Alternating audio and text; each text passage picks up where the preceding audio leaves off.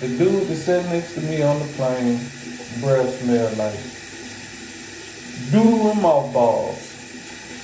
I said, what in the hell? Man, I don't know if he kept yawning or what it was, but it would be like, you enjoying life and you breathing, then next thing you know, you smell doodle. Like, damn, it just fart or something next to me. Or is he yawning? And I thought it was a lady that was sitting behind us. It was a dude sitting next to me whipping that breath around like that. Like it'll just make a quick little pass through. And then they go back to regular life. And next thing you know, dude will pass through again. I'm like, God damn.